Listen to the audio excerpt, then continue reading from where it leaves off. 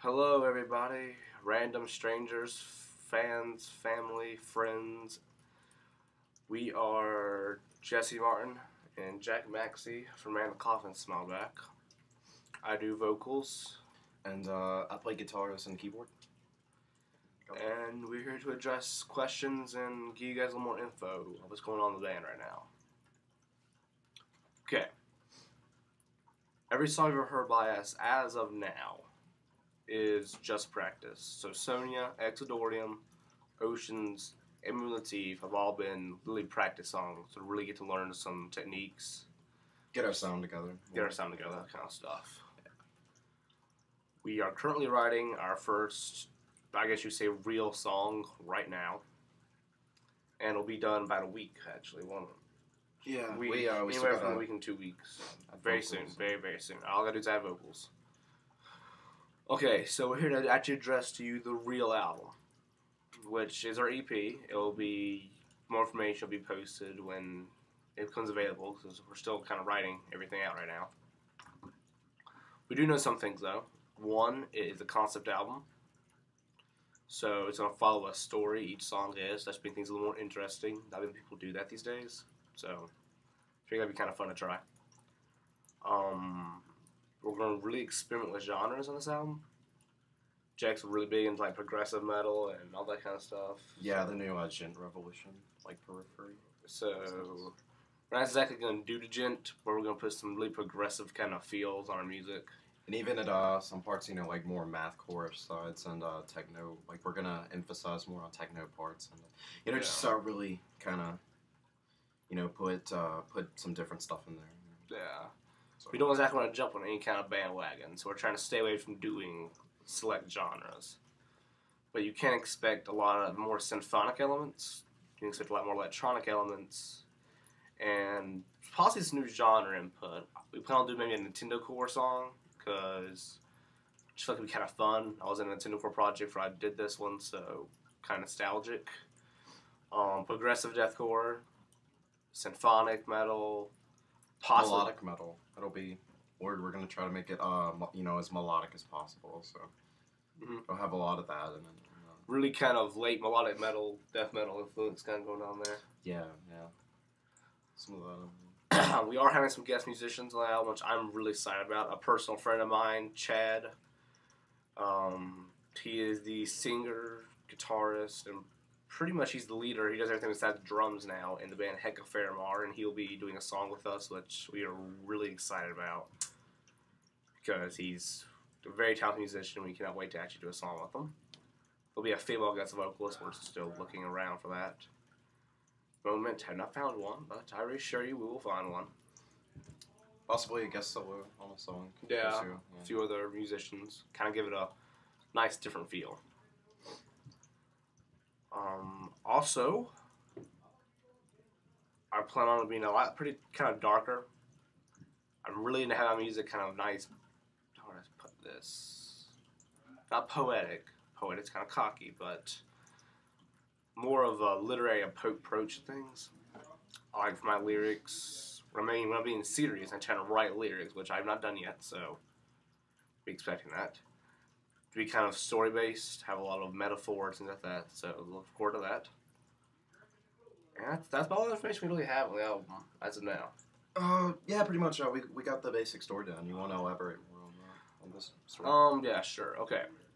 Basic idea we have is pretty much a mental battle between a man's psyche, half broken, half not broken, half insane, half sane, and his urge to kill and his urge to save. And it's kind of a spiraling love story of sorts between him and this female character who will be voiced almost in rock opera fashion. Every character will be voiced by a different person or a different kind of voice. So I'll be doing 2. So, yeah. Oh, and by the way, the story is it might change a little throughout the process, and the music might change. Yeah, all this is not set in stone. We change any given point. Feedback from you guys would be very much appreciated. If you have any details, anything we should add or we should consider, let us know. We will gladly take consideration. We love taking all kinds of input, good or bad. Basic stuff, like I said, he's pretty much battling himself in a way. and it makes a lot of allusions to authors such as H.P. Lovecraft, Edgar Allan Poe. You're going to hear a lot of different things. You really don't hear many deathcore albums, or metalcore albums for that matter. That's about all the information we got for the actual album. Now, as I mentioned about 2 weeks ago, I asked you guys to ask me questions and ask Jack questions, and our other bandmate, Matthew Anderson, who is not with us right now, sadly, he could not be here, but he does our drums and synths, in case you guys didn't know that he programs it all. He could not make it, but I'm going to represent him in a way, I guess you could say. We know him so well, so I guess we should kind of be able to answer some of them. But basically, we got asked a few questions. Not really that many, but still, you guys asked. That's what matters to us. And we're going to address them. If we chose to answer your question, which we actually decided to answer pretty much all your questions, because not that many people asked, you will receive a free copy of our new song, without worrying about it. There's our good friend, Ozzy. Hi, Ozzy. Say hi to them. He's a nice man. You'll all be seeing a free copy of the new song. And we're going to draw randomly from one of you to get your name actually put in a breakdown, which is what I promised. I'm going to hold that to my hold my word. Okay, so our very first question comes from Ryan Hill, and he would like to know where the band name came from. And I guess you'll answer that since you... Okay, a lot of people believe the band name is actually just random words, because it really doesn't make much sense if you think about it. But it's actually from a poem I wrote, and to be honest, it's quite a long time ago, so I don't really feel like going over the poem. But it's the last line of the poem. It's actually about necrophilia, which is weird, yes, I know, but that's basically it. That's the band name. I cannot speak. That's where the band name came from. It's morning. We're a little slow. We went up all night, so writing. So yeah.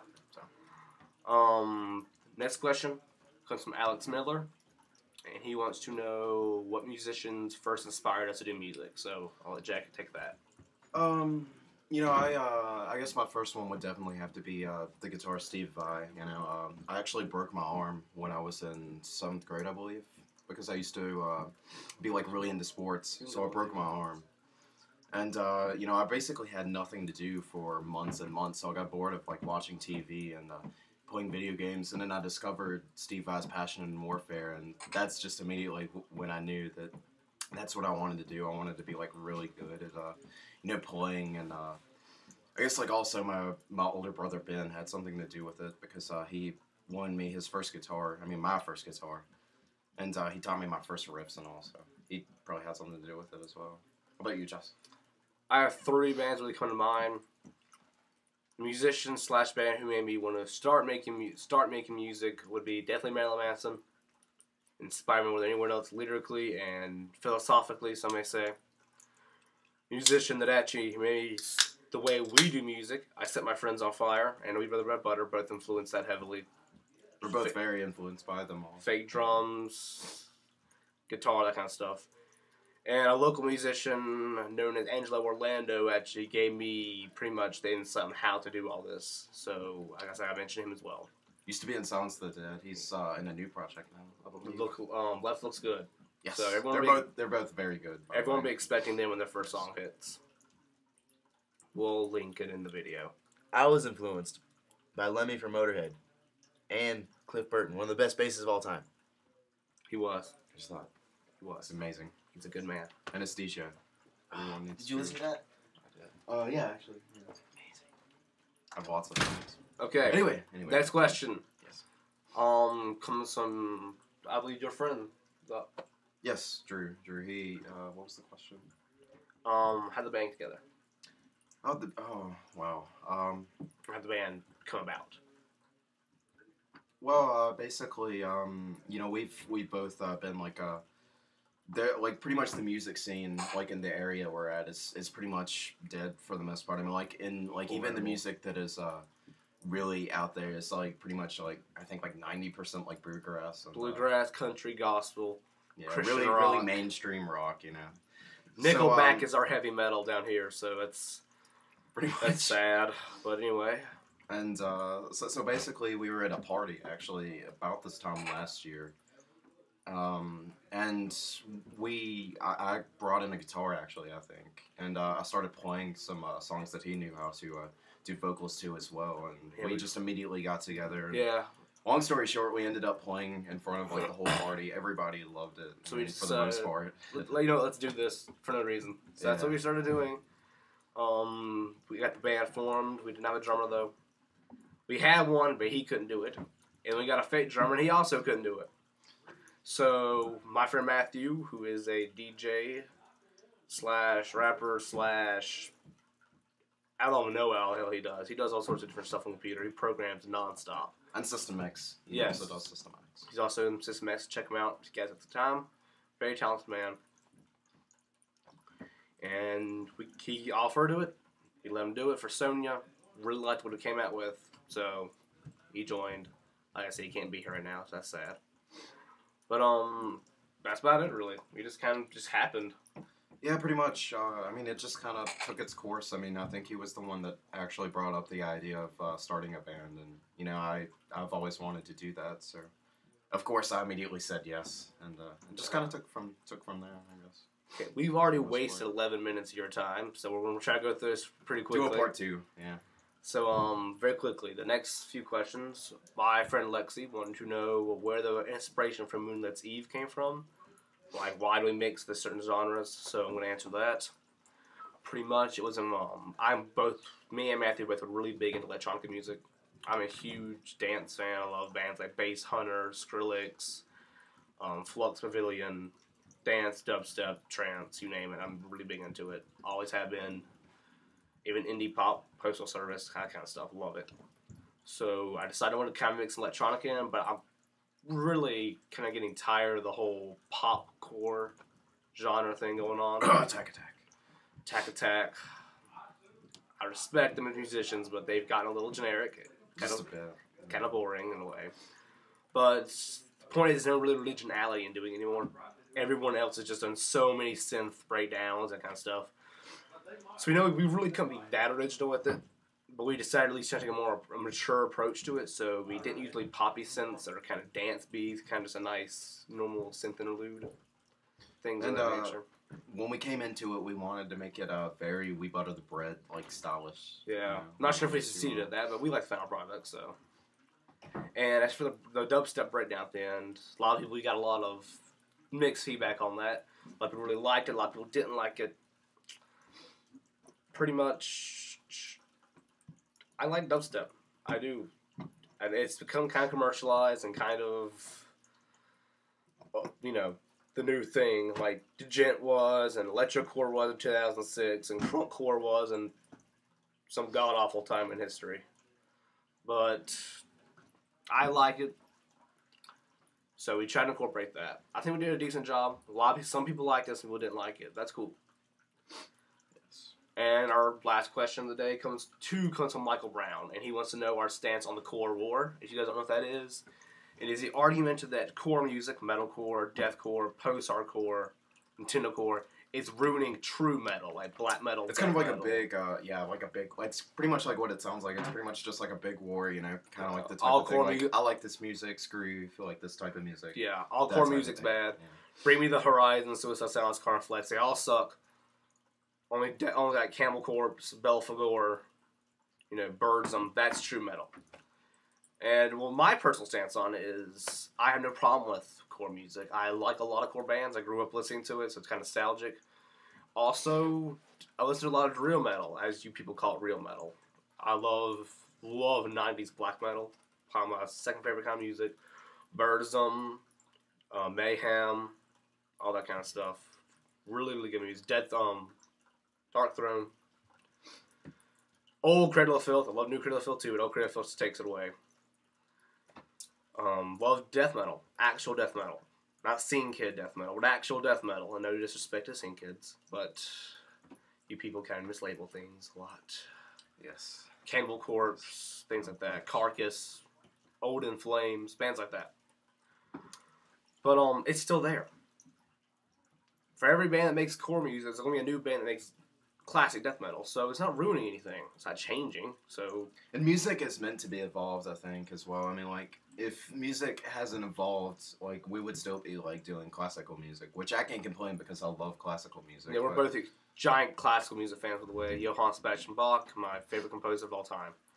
But I mean, if music didn't evolve, I mean, like, you wouldn't, like, get all this, it wouldn't be, like, anything original and all. So, I mean, I like it as well. And, like, I mean, like, a lot of people really, like you said, just, like, they think that there's good music and bad music, which I can kind of relate to that. But, like, with the whole core war thing, I mean, I think I kind of like it more than anything because it's much more specific. Like, if you wanted to look for, let's say, symphonic black metal, for instance, I mean, it would be so much more easier just to look for symphonic black metal than actually having to type in metal and then go through the countless number of bands just to find symphonic black metal. So.